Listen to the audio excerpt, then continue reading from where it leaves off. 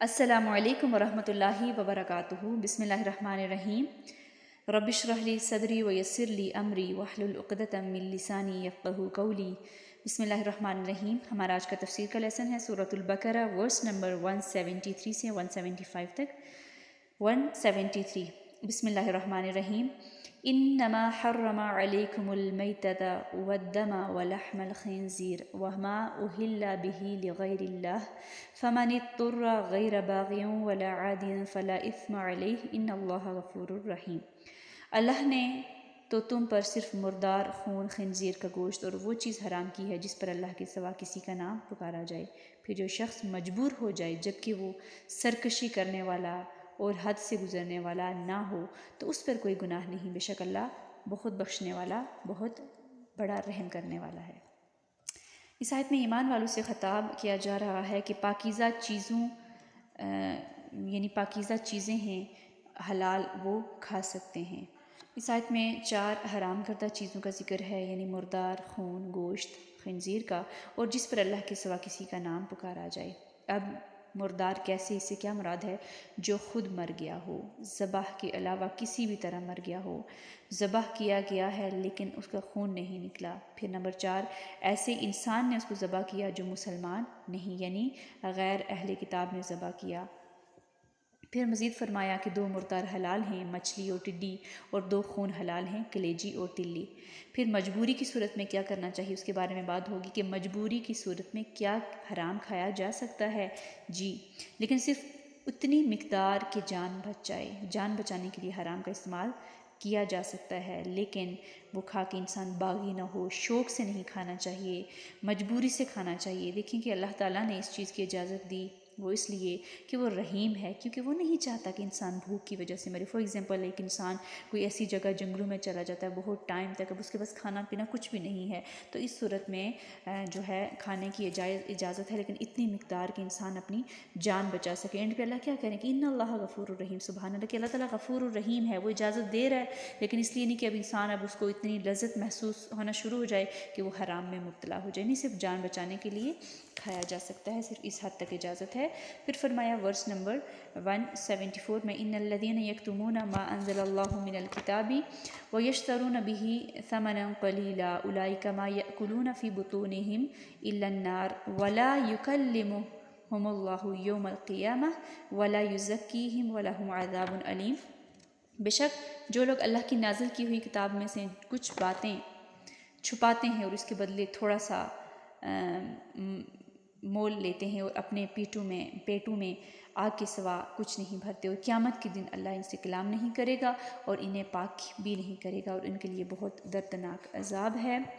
حق بات چھپانے سے منع کیا جا رہا ہے، حق کو چھپانا شدید جرم ہے۔ بدترین لوگ یعنی جو یہودی، نبی کریم صلی اللہ علیہ وسلم کی صفات، آیتوں کی جہاں پہ بات ہو رہی ہے، وہ تورات میں جو باتیں تھی وہ چھپا دیتے تھے اور اپنی آؤ بھگت عرب سے کرواتے تھے اور عوام سے نقدی اور تحفے سمیٹتے رہتے۔ وہ اس گھٹیا دنیا کے بدلے اپنی آخرت خراب کر رہے ہیں۔ انہیں ڈر لگا ہوا ہے کہ اگر حضور صلی اللہ علیہ وسلم کی نبوت کی سچائی اور آپ صلی اللہ علیہ وسلم کے دعوے کی تصدیق کی آیتیں تورات میں ہیں، لوگوں پر ظاہر ہوگی تو لوگ آپ کے ماتحت ہو جائیں گے اور انہیں چھوڑ دیں گے۔ اس سے وہ ہدایت اور مغفرت کو چھوڑ بیٹھے اور ضلالت اور عذاب پر خوش ہوگے۔ آخرت میں تو عذاب ہے، لیکن دنیا میں بھی اس کا مکر کھل جائے گا۔ پھر علم چھپانے سے منع کیا جا رہا ہے، علم کو مہنگا کرنے سے منع کیا جا رہا ہے، اس کو عام کرنا ہے تاکہ ہر ایک تک پہنچ سکے۔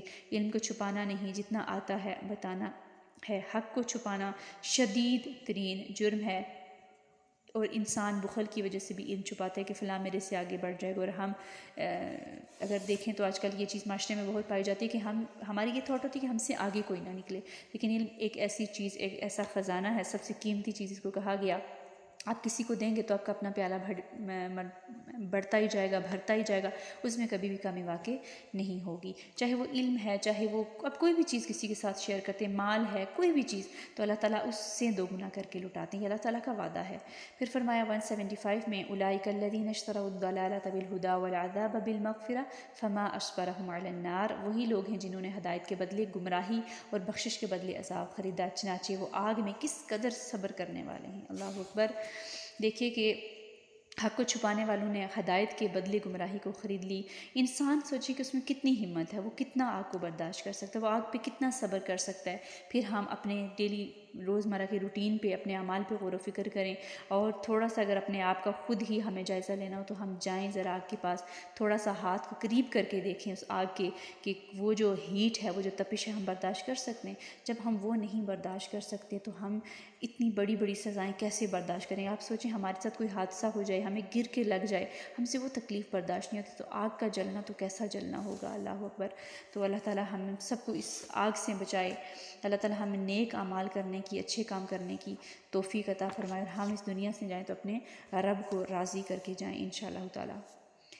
اعوذ باللہ من الشیطان الرجیم، انما حرم علیکم المیتۃ والدم ولحم الخنزیر وما أهل به لغير الله فمن اضطر غير باغ ولا عاد فلا إثم عليه إن الله غفور رحيم إن الذين يكتمون ما أنزل الله من الكتاب وَيَشْتَرُونَ بِهِ ثَمَنًا قَلِيلًا أُولَئِكَ مَا يَأْكُلُونَ فِي بُطُونِهِمْ إِلَّا النَّارَ